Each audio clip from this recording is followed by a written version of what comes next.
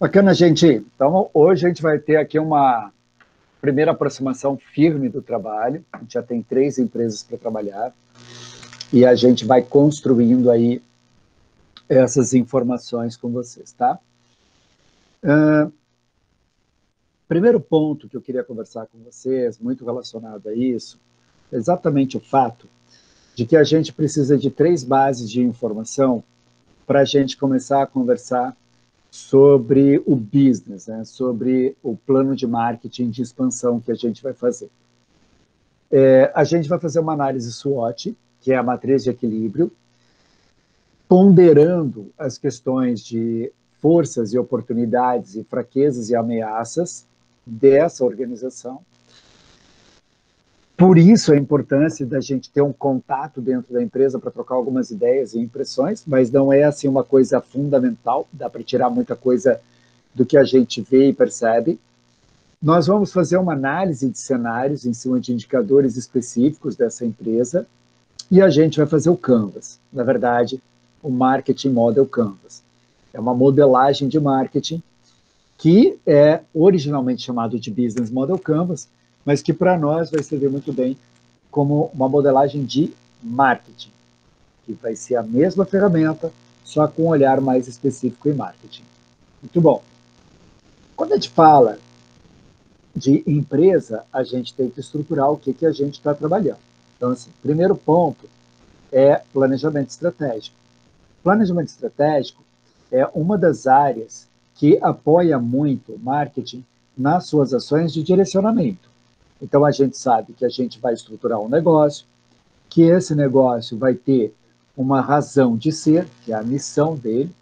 A missão é o apelido que se dá ao propósito do negócio.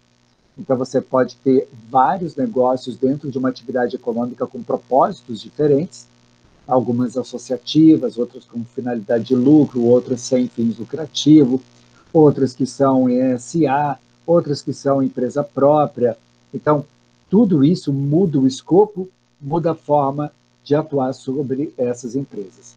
Depois nós temos as questões ligadas a toda a parte de onde a empresa quer chegar, que é um ponto fundamental, e também todo o processo de valor do negócio. Então, a gente sabe como vai ser constituída essa estrutura de negócio. Essa conexão, ela está pautada também em 2 situações bem específicas, tá? A primeira situação é a análise ambiental. Quando a gente fala de análise ambiental, a gente está falando basicamente do ambiente em que a empresa está inserida. Então, esse é um ponto fundamental, porque a gente tem que entender aspectos. Aí sim entra a matriz SWOT, aí sim entra exatamente como é que estão as condições internas e externas da empresa para a gente estruturar tudo isso. Muito bem. Então, conceito é, estou na estrada, estou dirigindo, estou indo lá para Corrente, no Piauí, e no meio do caminho eu me perco. Possível se perder, né? Mas eu me perco. E aí aquela história, análise de ambiente. Quer dizer, você pensa assim, cara, o que eu preciso? Preciso de um GPS, preciso de um mapa, preciso de uma placa indicativa, preciso saber se eu estou na estrada certa, no sentido certo, na direção certa. E aí a gente se pergunta, para onde que eu estou indo, né? Minimamente, ou as coisas engraçadas, né? Mas muito que ajuda muito a gente, que é assim, tudo é análise de ambiente, nesse exemplo da viagem. Como é que está a vegetação, que lado que está o sol, para onde que eu estava indo, sabe? Se a estrada é razoavelmente pavimentada e sinalizada, se tu tiver uma estradinha super apertada de terra, meio esquisita, você está no caminho errado, a não ser que o cara seja aventureiro e pegou um atalho lá. Mas a análise de ambiente diz, cara, não está legal, né? Você vai checar quanta gasolina que você tem, porque tem algumas horas já que você não vê posto de combustível. Então, tudo isso vai te ajudar a tomar decisões e a aprimorar um pouco mais o teu eixo de análise. Então, esses são os pontos importantes. Agora, a gente cria alguns cenários, quer dizer, o que são os cenários? Quais as condições? Está anoitecendo? Ainda é cedo? Tem risco com alguma coisa? O que vai acontecer nas próximas horas? O que acontece se em 200 quilômetros, ou até ser mais exagerado, né? Se em 20 quilômetros não tiver um posto de gasolina? Então, tudo isso é cenário, ou seja, é o que vai acontecer lá na frente. Eu já tenho que me antecipar. E essas são condições essenciais para a gente ser tenso, né? Do tipo assim, cara, eu tenho que ser preciso nesse negócio. Eu não posso chutar longe, eu tenho que chutar perto.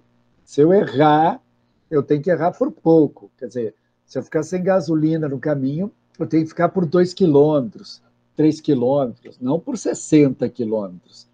Então, tudo isso é muito importante numa análise de cenários. E esse conjunto da obra aqui nos leva, então, a tomar e a decidir objetivos estratégicos. Pausa para um gole d'água. Esse processo, gente, ele é fundamental para a gente estabelecer uma relação direta, muito importante, com o futuro e com o que a gente espera alcançar com a organização. Quer dizer, nada mais consistente, mais lógico, mais real do que o próprio cenário, a análise de ambiente, para saber se a gente está no caminho certo, no mercado certo. E se a gente está atuando de forma concreta e correta com esse mercado. Eu preciso ter convicção disso. Eu não posso chutar errado. Quer dizer, erro existe. Né? Tem que ser claro com isso. Erro existe. Toda empresa erra. Eu não conheço uma empresa que não tenha errado. Facebook, Google, só para citar essas poderosas, Microsoft errou um monte na vida dela, mas nem por isso ela é uma empresa derrotada. Algumas empresas erraram pesado e quebraram. Então é muito importante a gente saber, você tem que minimizar os erros, e isso é que é fundamental. Quando você minimiza erros, você consegue uma assertividade melhor. Ah, eu quero ter uma empresa tão perfeita que ela vai ter erro zero. Pode até acontecer, eu não tenho nenhum relato de uma empresa que consiga dominar todas as variáveis de mercado e conseguir zerar possibilidades de erro. Talvez, quando a gente tiver inteligência artificial, alguma coisa assim, mas olha, vou falar uma coisa muito clara para vocês. Quando você tiver uma empresa com inteligência artificial, as outras também vão ter. E as variáveis não são controladas, então você vai apanhar em algum momento. Isso é uma coisa tão simples, rara, mas totalmente possível, como, por exemplo, furar o pneu numa estrada, numa viagem.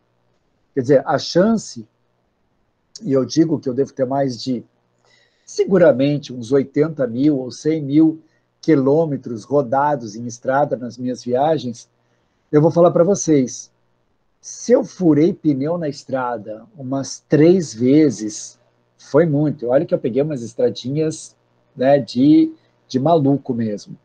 Né? Então, assim, a característica principal que a gente tem que ter aqui nesse sentido é exatamente... olha aí, ó, distribuição aí do Music Master. Tá legal, beleza. O Davi Tefel, entrou no grupo Music Master. Valeu, Luiz Eduardo, beleza.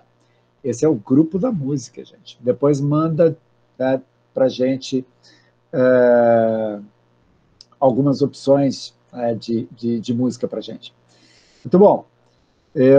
Então, eu suponho que vocês tenham noção, ou noção, não diria que é a palavra noção, mas uma percepção de que alguns riscos são possíveis, mas são improváveis.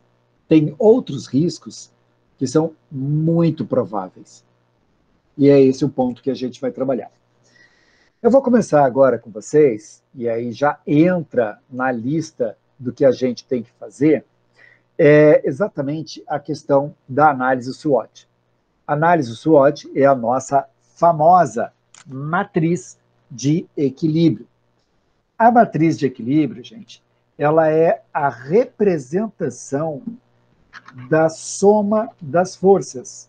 E aí, lembrando de física, né, você pode ter forças que te levam para uma direção e pode ter forças contrárias. Então, isso é bastante comum. Então, a ideia, mais ou menos, né? Se você tem uma força, deixa eu só pegar aqui. Se você tem uma força que vai num sentido, mas de repente você tem uma inclinação, e aí você tem uma força que vem da gravidade aqui, vai mudar o vetor. Então, isso acontece com uma empresa. Às vezes você está vendendo bem e gera inflação. Olha que loucura isso, né? Aí o teu preço fica com uma margem menor, se você não aumentar, e se você aumentar, você perde vendas. Então você tem uma força contrária. É uma força maluca, né, soberana, que para a tua empresa, mas ela afeta resultados. Então, nessa relação, a gente tem que saber com que incidência, e aí na física ensina muito bem, você tem que calcular o ângulo para entender a intensidade daquela força. Quanto maior a subida, maior o teu ângulo, maior o peso que vai ter na tua força inercial. Então, olha lá, o que a gente vai ter que ver? A gente vai ter que ver tudo que tem a favor e contra na empresa para ajudar esse processo a encaminhar. Esse processo de SWOT, ele é feito toda vez que você faz uma revisão do teu marketing. Então, por exemplo, assim, às vezes eu chego numa empresa e pergunto, a empresa já tem alguém fazendo o marketing dela? Tem, claro, né? Então é muito comum, dentro dos meus clientes, as empresas têm alguém, né, que a gente chega lá, bate na porta, pergunta, e a gente pergunta, o que o marketing faz? Propaganda. Tá legal, e o que mais? Né? Então a gente começa a pesquisar, né? Por exemplo, satisfação de cliente, concorrência, uma série de figuras. E é nessa hora, gente, que a gente tem que olhar para dentro da empresa e começar a colocar peso nas forças, no sentido de interferência nas variáveis que vão afetar o negócio. Então, nessa brincadeirinha aqui, por exemplo, nessa planilha de SWOT, a gente tem uma figurinha aqui em que você tem como analisar o teu ambiente total, isso é uma coisa importante, legal, e dentro dessa análise do teu ambiente total, dividir esses elementos entre o que é fraqueza e o que é ameaça, isso aqui fica casado, e o que é força e o que é oportunidade, e isso aqui fica casado. Quer dizer, a soma desses dois aqui, né, então esses carinhas aqui, eles vão indicar o quanto a empresa é fragilizada, seja por fraquezas ou seja por ameaças do ambiente externo. Então, aqui a gente tem o nosso ambiente externo, legal, e aqui a gente tem o nosso ambiente interno. Então, a gente está dividindo esses blocos.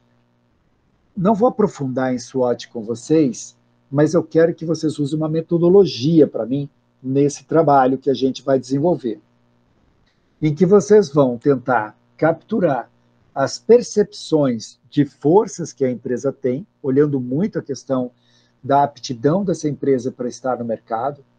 Então, por exemplo, quanto tempo ela tem, quantos funcionários, que linhas que ela usa de produtos, quais são as principais características dela, talvez sistema de qualidade ou uma comunicação muito eficiente. Mas o mais fundamental disso tudo é que para cada item você vai dar uma nota, você vai dar um peso para ele. E a importância desse peso é exatamente a consideração de que se eu simplesmente citar e não der peso, eu tenho uma lista de forças, uma lista de fraquezas, que eu não sei se elas se igualam, se elas têm a mesma intensidade de interferência no resultado. Então, eu posso citar, e eu vou colocar esse material para vocês lá, eu posso citar, por exemplo, várias forças e fraquezas, como folha de pagamento, bons salários, funcionários capacitados, mas pode ser que tenha um turnover alto, pode ser que as pessoas estejam desmotivadas, pode ser que as pessoas estejam em afastamento social e não estejam com a mesma produtividade, mas pode ser que as pessoas estejam bem qualificadas. Enfim, você começa a colocar algumas forças, algumas fraquezas, aí você para pensar assim, tá, consegui 3 de um lado, consegui 3 do outro, e agora? Se equilibraram? Não, claro que não. Porque pode ser que até uma equipe bem remunerada, mas do outro lado tem uma equipe que faz um turnover alto, quer dizer, eles são substituídos constantemente. Então já é uma fraqueza. O que é melhor, hein? O salário alto é uma força? É. Mas está segurando as pessoas? Não. Então é uma força baixa. Não é isso que está segurando as pessoas. O turnover alto é. Isso é uma fraqueza? É uma fraqueza alta, porque isso custa caro para a empresa. E o que isso tem a ver com marketing? Porque quanto mais você troca as pessoas dentro da empresa, menor a tua qualidade de operação, continuidade, melhoria contínua, e mais afeta a satisfação do cliente. Esse é o ponto. Quer dizer, quando você pega, por exemplo, uma rede de fast food, vou citar aqui o Girafa só como exemplo, mas não é o melhor exemplo, porque eu vou colocar aqui só um dado ilustrativo. Você pega os Girafas, por exemplo, a quantidade de funcionários que tem lá dentro é substituída dentro de um ano. Quer dizer, o turnover é dentro de um ano. Eu estou citando Girafas, gente, mas podia ser qualquer outro, e alguns substituem toda a equipe em 6 meses. A pessoa não fica mais que 6 meses, porque o nível de intensidade e desgaste dessa pessoa é muito alto.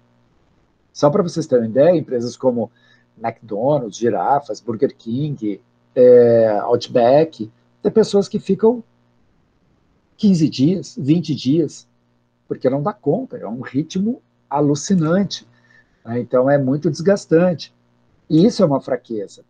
E a fraqueza bate no outro lado, que é uma ameaça. Hoje é uma oportunidade, né? Volume de mão de obra desocupada. Mas tem uma ameaça no mercado, que é um volume de mão de obra desqualificada. Então, quando você pega soma tudo isso, a gente está falando muito de recursos humanos, mas a gente podia depois transferir para um exemplo de mercado certo mesmo, você percebe que a tua operação da empresa fica desigual. Falei lá na primeira aula, os resultados, o resultado financeiro da empresa depende do sucesso de marketing. E toda a empresa, todas as despesas estão associadas a marketing. Então, vamos pegar esse exemplo aqui, que ele põe equipe capacitada, 20. Mas quer ver uma coisa interessante? Salários baixos, 10. Aqui está indo num peso de 0 a 20. Você pode fazer de 1 a 5, 1 a 10, o que você preferir, tá? Então, 20 é o valor mais alto. E aí você tem um salário baixo que vai afetar motivação e retenção do funcionário, que vai afetar o resultado da operação de mercado dessa empresa. Então, por exemplo, a empresa tem equipamentos novos, mas a empresa não é conhecida ainda. Mas isso não é tão fundamental, é uma fraqueza baixa, nota 5. Enquanto que equipamentos novos, para essa empresa, é muito alto, é uma empresa de saúde. Quando você vai para ameaças, então você vai ter, por exemplo, aqui uma situação de economia recessiva, é o que a gente está passando. É muito recessivo? Não, é pouco recessivo, está com 5, não está com 20. O dólar está alto, sim, 10, e a concorrência é forte, 10. Então tem coisas complicadas lá fora. E como é uma empresa de saúde, estão abrindo novos planos de saúde e eles têm boas oportunidades de fecharem convênios. Então, 5 e 5. Quando você pega e faz a sua análise metrificada, ou seja, as suas contas, você percebe que os 10 mais os 35 vão dar aqui os 45, e essa empresa, ela está com um maior, ela está com um pequeno desequilíbrio negativo, ou seja, fraquezas e ameaças estão mais proeminentes. Nossa, vamos fechar a empresa? Não, gente, na verdade, você vai fazer uma análise bem clara para saber se você tem predominância, e esse é o ponto aqui fundamental, né? Se você tem predominância nos dois lados aqui, de ameaças, oportunidades, pontos fracos, a gente vai fazer a análise de predominância, e pontos fortes. Então, vamos só brincar aqui.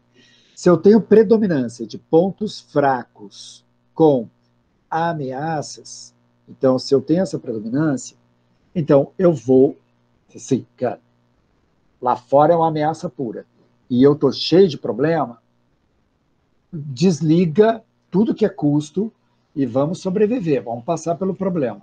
Legal? Melhorar o mercado, economia, você se empoderar mais em termos financeiro, então, de estrutura. Agora, por outro lado, se você tem muita ameaça, mas está bem fortalecido, você não precisa cortar custos. Você pode manter o que tem. Você está forte, está robusto, e agora você tem que, sei lá, passar pelo problema. Está acontecendo com uma série de organizações do Brasil que conseguiram, inclusive, crescer esse ano, mas é lógico, né, em cima de muito cuidado, muita estratégia. Por outro lado, se você tiver pontos fracos e muitas oportunidades no mercado, e isso aconteceu no Brasil de 2006, oportunidades, tá? De 2006, quando o mundo estava crescendo a 9, 10, 12%, até 2008, então foram 2 anos assim explosivos no mundo todo, e no Brasil, na verdade, no mundo todo foi de 2004 a 2008. E no Brasil foi de 2006 até 2012, mais ou menos. E o importante é que nessa hora você pode fazer a sua empresa aumentar faturamento, crescimento. Qual é o melhor dos mundos? Você está bem fortalecido e você tem muitas oportunidades. Então, nesse caso, você vai para um processo de desenvolvimento. Falando de empresa de saúde, por exemplo, o Sabin. O Sabin, quando ele começou na década de 90, ele passou por alguns problemas de economia, ele era muito pequeno, então lá na década de 90 ele estava trabalhando, deixa eu até mudar aqui a minha corzinha aqui, isso aqui vai ficar péssimo. Ele estava trabalhando sobrevivência, ok? Aí ele foi crescendo, foi se fortalecendo, e lá no início dos anos 2000, principalmente 2000, 2001, 2002 até 2003, ele já estava bem fortalecido, mas ainda era um ambiente econômico extremamente frágil. E aí ele manteve o crescimento dele. Aí entrou 2004 até 2012, ele começou a ter uma capacidade de crescimento, então ele já estava num mix de força, só que ele ainda era muito pequeno, ele cresceu, e aí nesse último período, 2013, 2014, ele já estava forte e o mercado ainda estava bom. Aí entrou 2015, foi muito complicado, né? 2016, já teve a queda da Dilma, aí teve o Temer, aí teve o primeiro ano do Bolsonaro e pandemia. A gente está praticamente passando aí por quase 10 anos de problemas. Qual foi a diferença do Sabin quando ele começou com uma pequena unidadezinha bem simples, e eu nem lembro se era Valparaíso ou Gama, não lembro, mas não era aqui no centro de Brasília, até ele chegar no que é hoje. Então ele passou por um crescimento, legal, um fortalecimento e um desenvolvimento. Qual a diferença de crescimento? Ele abriu várias unidades. E desenvolvimento? Ele abriu 3 ou 4 unidades de negócio. Não vou lembrar agora de todas as unidades de negócio, mas ele tinha, no início, análises clínicas, depois ele entrou análise de material biológico,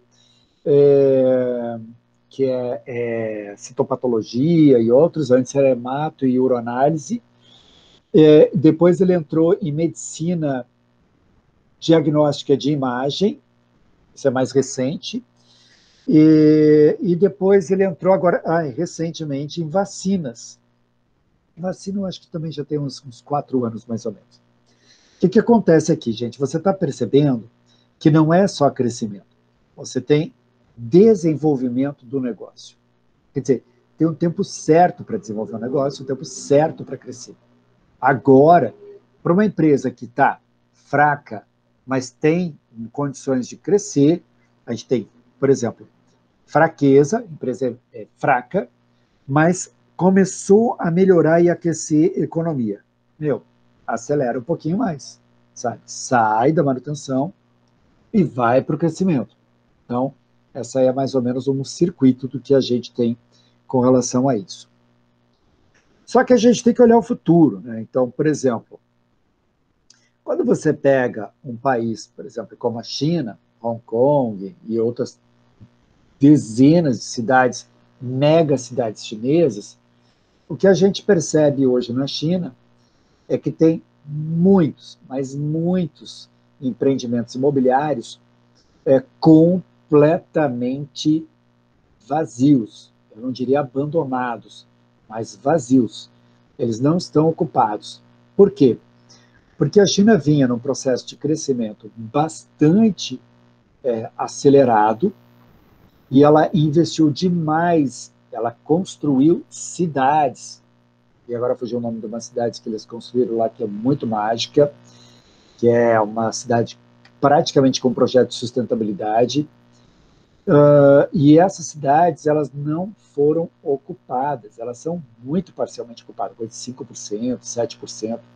Imagina Águas Claras com 7% dos domicílios ocupados, né? Quer dizer, são uma cidade fantasma praticamente. Mas por que eu estou contando isso para vocês? Porque às vezes a gente olha um cenário e a gente tem uma chance de errar.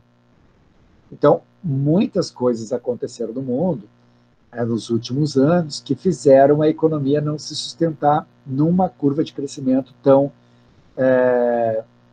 apreciada, né? Ela cresceu, a economia cresceu, mas não foi tão intenso assim. Por isso, nós temos que ter uma capacidade de análise muito clara, muito objetiva, para a gente perceber para onde que o mundo está indo. Então, e a gente vai fazer isso para esse nosso trabalho, vai dar uma página do teu trabalho para entender assim, o que está acontecendo com economia, com o mercado e com os indicadores que importam para aquela empresa. Então vamos lá, porque cada atividade econômica tem uma história para contar para a gente. Então, o primeiro ponto é a seleção das forças ambientais. Então, a gente tem que saber que lá fora existem forças bem específicas que vão tratar a gente de uma maneira bem peculiar, conforme a tua atividade econômica. A gente começa com essas forças ambientais contando, por exemplo, a questão de termos variáveis econômicas, políticas, legais, questões ambientais, culturais e tecnológicas. Podemos até colocar mais algumas outras coisinhas aí, mas depende de onde e em que a gente está trabalhando. O da onde, né, significa que alguns lugares, como por exemplo Venezuela, né, então a gente pode colocar questões de interesse de política internacional e política local. A Venezuela sofre pressão dos Estados Unidos e alguns outros países em função da ditadura e dos direitos humanos. Então, pode ter essas coisas assim que depende do local, depende da atividade. Muito bom. Aí vem uma coisa importante. Está escrito aqui, seleção das forças ambientais. Quer dizer, é muito comum num trabalho acadêmico, já vi isso em trabalho de TCC e outras coisas assim, eu quero fazer uma análise de ambiente e fazer uma análise de política, de economia, de meio ambiente, de cultura, tecnologia e sei lá o que mais. Aí vem a pergunta, tá bom, mas a tua empresa ela vai sofrer interferência disso tudo? Ah, não. Então, cara, tá fazendo uma análise para quê disso mesmo? Então, às vezes a gente tem que ter certeza de que, porque uma coisa importante para a gente entender, dá trabalho analisar dados. Dá trabalho significa que para a empresa custa dinheiro. Então tem que ter um cuidado muito grande de não gastar o dinheiro da empresa com tempo perdido.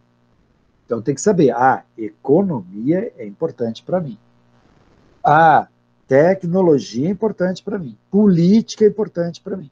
E você vai monitorar isso. E quando a gente fala de política, gente, não é só o político, né? Não é a gente ficar olhando quem é o presidente do Senado, não é isso. Isso também interfere muito. Mas é importante saber legal, quer dizer, o que os políticos estão votando hoje. Hoje eu não sei. Mas, por exemplo, eles estão mexendo no sistema tributário. E estão mexendo no sistema tributário significa que alguém vai se dar bem e alguém vai se dar mal. Porque é assim, né? Não existe condições de mexer no sistema tributário e todo mundo se dá bem, porque daí o governo se dá mal. E se o governo se dá mal, tem um outro negócio que é, eu estou ganhando menos do que eu deveria para pagar minhas contas. O que acontece? Gera-se dinheiro, liquidez para o governo pagar as contas. E isso significa inflação, isso afeta a economia, todo mundo perde. Então tem que ter um equilíbrio muito claro nessas forças. Agora eu estou fazendo análise, né? Deixa eu pular essa parte. O que eu estou falando aqui de análise de cenário você tem que saber qual que é a sua força. Então, você, não, tecnologia não tem problema para mim. Eu trabalho, por exemplo, com uma empresa de danças folclóricas nordestinas. Cara, esquece, né? A tecnologia vai impactar muito pouco no teu negócio. Agora, se você trabalha, por exemplo, com um frigorífico de carne bovina, você vai ter muitas coisas importantes, como tecnologia, na parte de genética, industrialização alimentar, você vai ter a questão do meio ambiente, que é altamente impactante, você vai ter variáveis importantes em relação a isso. Muito bom. Escolheu lá as tuas forças ambientais, você vai escolher os indicadores que vão te orientar se a coisa está indo para o brejo ou está indo para o céu. E aí você vai conversar com esses indicadores. Por exemplo, aqui a gente tem o câmbio, que está na economia, a inflação, que está na economia, consumo de serviços, que também está em economia, novos hábitos sociais, que é a cultura, e demografia. Então, a gente está falando aqui basicamente de elementos econômicos e talvez culturais aqui dentro desse circuito. Nessa circunstância, você tem que começar a entender como é que estão as curvas dessas coisinhas, né? Se ela está subindo, está caindo, se ela está oscilante, como é que as coisas estão acontecendo. Quer dizer, você vai monitorando o passado desses indicadores e vai verificando o que está acontecendo ao longo do tempo. O que acontece nessa hora, né? Nessa hora você vai ter uma média que pode ser muito horizontal, ou uma média ascendente, ou uma média descendente. Porque quando você olha o último número, você não consegue absorver exatamente qual é a tendência que vem acontecendo. Quer dizer, se você olha o PIB brasileiro nos últimos anos, o PIB brasileiro, deixa eu ver, tirando, acho que 2014 ou 2015, o PIB brasileiro vinha fazendo isso, né, subindo. Aí chegou lá em 2014, 2015, ele deu uma descida, depois subiu de novo, agora deu uma descida e agora começou a subir de novo. Esse gráfico não tem nada a ver com a realidade, tá? Isso é meramente ilustrativo. Mas o importante é você saber o seguinte, no todo, como é que está a curva do PIB no Brasil? A gente pode pegar aqui e mudar de coisa, tá? Olha, o PIB no Brasil está assim, continua subindo. Quer dizer, é uma tendência. Mas foi a queda no ano passado, foi horrível. 2015 foi muito forte, ou 2015? 2015 foi muito forte. Sim, mas ele tem uma média que indica subir. E lógico, né, a gente está pagando o pato, porque podia estar subindo muito mais, e está subindo muito pouco. Mas no todo, a gente está tendo crescimento. Então, isso ampara as questões tributárias, isso ampara a balança de pagamentos do governo, isso ampara futuras obras. e vai depender muito do gestor público que vai estar lá cuidando. Mas para quem é empresário e está olhando lá fora, diz assim, legal, não tem por que eu fechar a empresa. Você pode até questionar, por que, que a Ford fechou a empresa? Ela não fechou. Ela vai continuar vendendo os produtos aqui. Ela manteve uma parte da rede de concessionárias. Então, simplesmente, ela fez um movimento estratégico. Não quero mais montar carro no Brasil. Samsung? Não. Panasonic não quer mais montar televisores no Brasil. LG não quer mais montar celulares no Brasil. Então, assim, são empresas que vão continuar no mercado, mas que não querem fabricar aqui. Ponto, pacífico. É assim mesmo que funciona. Uns saem, outros entram. A vida toda foi assim. Tem gente que acha que isso é o fim do mundo. Não é, a gente. Sair empresa do Brasil é uma coisa razoavelmente recorrente, porque as empresas têm suas próprias realidades internas e elas vão analisar cenários, né? Então ela vai dizer assim, cara, para onde que para mim é melhor, né, em termos disso? A gente tem uma empresa chamada WEG Motores, uma das melhores empresas de fabricação de motores elétricos, geradores elétricos, então uma série de coisas assim. Inclusive, a WEG está em parceria com a Embraer montando o primeiro avião elétrico brasileiro. E a WEG, por exemplo, eu não lembro agora quando, mas 2008, 2007, ela fechou a unidade dela no Brasil, não lembro se é de São Paulo ou a de Joinville, mas ela fechou a unidade dela e foi para a China, sabe? Foi fazer motores lá na China. Teve uma empresa, professor, também saiu do Brasil, foi a Kia. A Kia, não sabia da Kia, a Kia saiu também. Tá, a Kia, na verdade, ela sempre foi muito econômica aqui no Brasil, no sentido do tipo de investimento, né? Apesar de ter produzido bons carros, podia ter crescido mais, mas acabou não apostando tanto. Mas beleza, ok. E isso, gente, tem um significado de cenários. Pronto. Quer dizer, hoje está todo mundo fazendo conta nas empresas, nas áreas estratégicas, das grandes corporações, sobre o cenário político do Brasil para 2022. Hoje ainda está assim, daquele problema do tiroteio no faroeste, né? Bala para tudo que é lado, ninguém sabe quem sai vivo dessa história. Mas daqui a pouco começa a se desenhar com mais firmeza e fala-se muito em terceira via, e essa é uma das coisas que não funciona no Brasil. As eleições no Brasil sempre é assim, polarizada. Então, vai ser polarizado.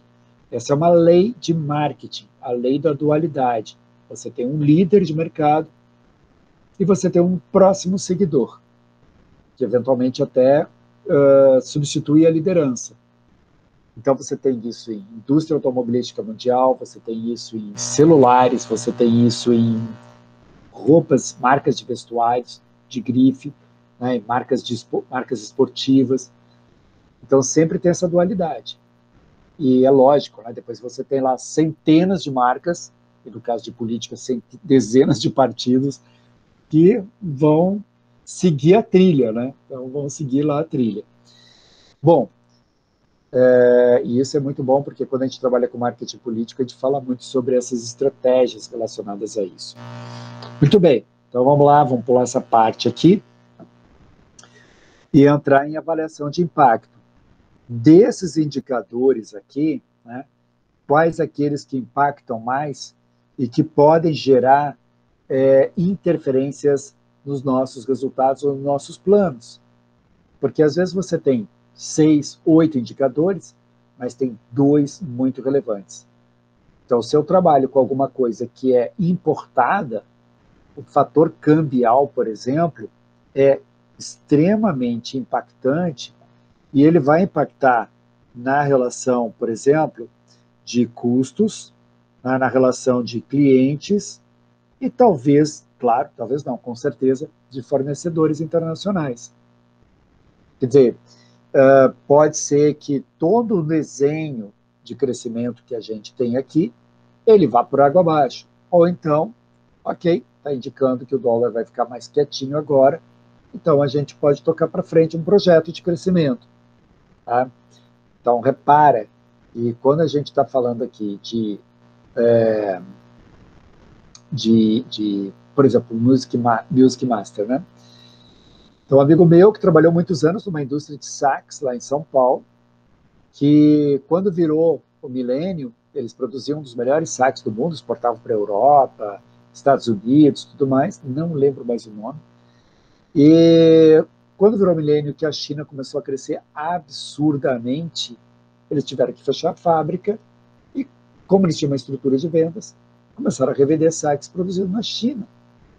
Então, assim, não tinha como competir e, ao mesmo tempo, né, ele conta para mim que, na época, vários gestores recomendaram, ainda eles estavam capitalizados, recomendaram eles começar a fabricar os sax deles lá na China, e o dono não quis, né, não acreditou que aquilo era uma tendência.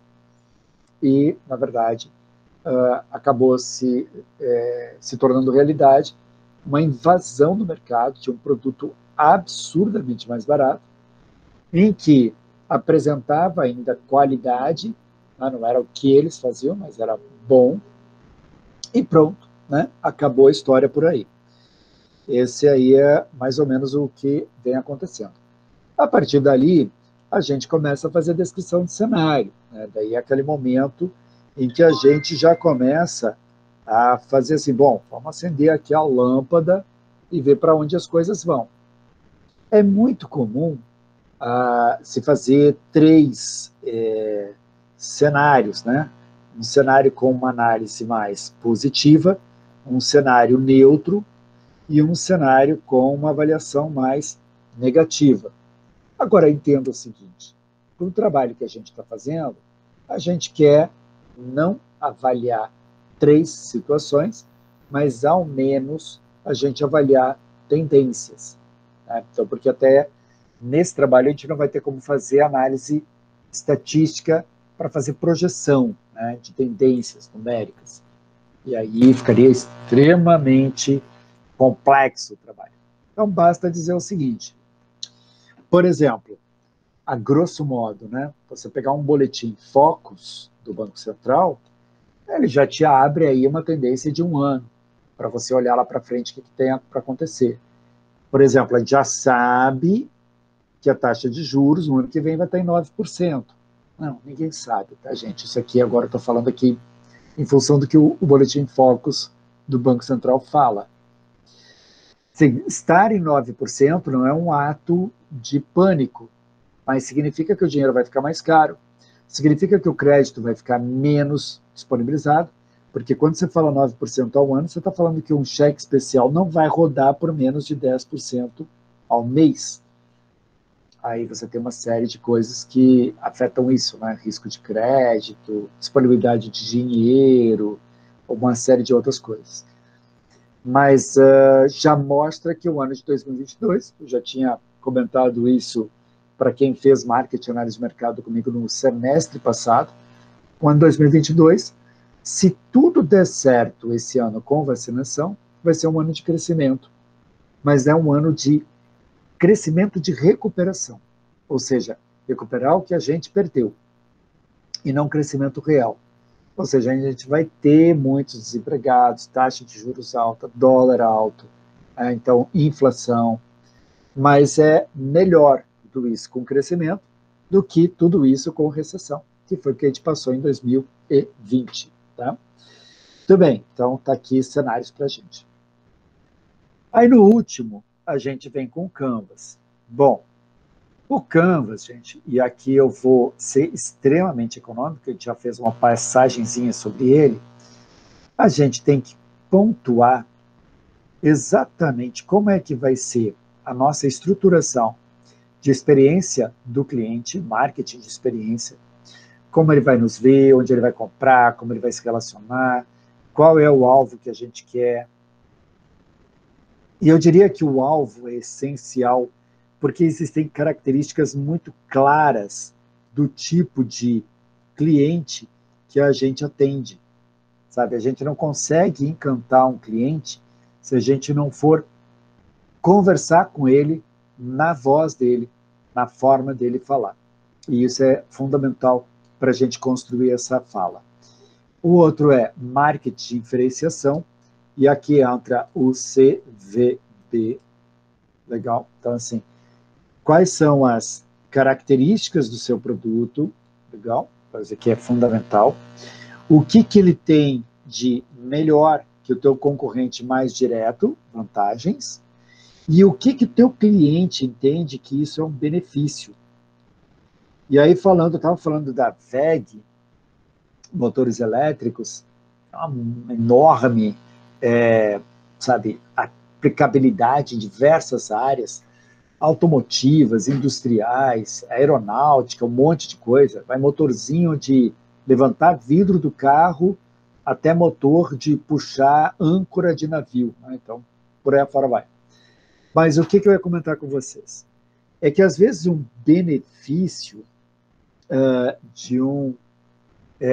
a vantagem de um equipamento não é benefício do outro lado para o cliente.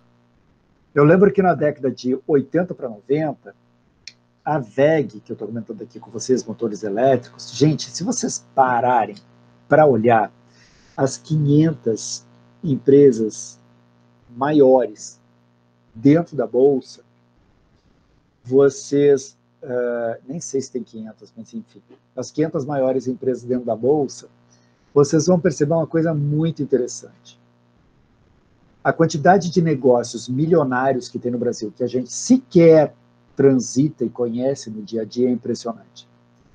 Então, olha só, tinha uma outra empresa, eu nem sei que destino que virou essa empresa, a Eberle. A WEG ficava em Santa Catarina e a Eberle ficava no Rio Grande do Sul. As duas faziam motor elétrico. Quem fazia o melhor motor elétrico do Brasil? A Eberle. Legal? Quem fazia o motor mais barato, e aí na relação custo-benefício, né, mas também de boa qualidade, no Brasil? A WEG. Então, do ponto de vista de vantagem, a Eberle fazia na comunicação dela, dizendo que o produto dela é o que trazia mais qualidade. E fato, era. Todas as questões de insumos que vão dentro do motor, os tipos de peças, metais, durabilidade, o tipo de carvão, o tipo de rolamento, o tipo de fio, o tipo do cobre, a mistura do cobre, a Eberle era muito melhor. Agora, num país que a gente tem restrição de liquidez, as empresas sempre trabalham muito com limites pequenos de margem, o que o cara queria? Ele queria preço. Ah, tá bom, mas um produto da Eberle durava 10 anos. Agora estou chutando esses 10 anos, tá? E um produto da WEG durava 2 anos. E aí tinha que passar por reforma, refazer motor, parará, coisa e tal. O cara comprava WEG. Tinham outros fabricantes, tá? Não eram só esses. Tinha uns 3 ou 4 fabricantes de São Paulo também. Então, o que aconteceu com a Eberle? Fechou a fabricação de motores. E acho que durante um tempo, não sei se continua, fez motores para fins bem específicos lá, que eles tinham uma clientela já local lá, então eles continuaram trabalhando. Mas eram 2 gigantes, e um foi pequeno, e o outro foi crescendo, tomando mercado. Quando a gente fala proposta de valor, a gente já está falando aqui uma palavrinha chamada posicionamento. Então, o posicionamento preço da WEG foi fundamental. Olha que legal. Então, tudo isso é importante. Ah, mas podia ser em outra atividade econômica que preço baixo não fosse tão bom? Esse é o ponto. Quer dizer, para quem você está fazendo o quê? Então, assim, talvez se a Eberle fizesse produtos para a NASA, fosse fantástico, né? Porque o nível de qualidade lá e segurança e assertividade era perfeito. Mas não fazia para o Brasil. Então, quem é o teu público-alvo? E aí é aquela história, né? Deixa eu passar aqui, deixa eu voltar aqui. Ó. E aí é aquela história. Para quem? É esse o ponto, sabe? Para quem? Em algumas situações, você vai abrir um restaurante e a comida não pode ser tão boa assim. Né? Não é comida ruim, estragada, tá, gente? Mas assim, não, porque eu vou comprar isso, vou comprar aquele tempero, tem outro assim, vou botar show, e vou botar não sei o que lá, só azeite, oliva, 0,25% de acidez. Cara, o paladar da comida vai ficar maravilhoso. Mas quem vai pagar por isso? Então, você tem que saber para quem.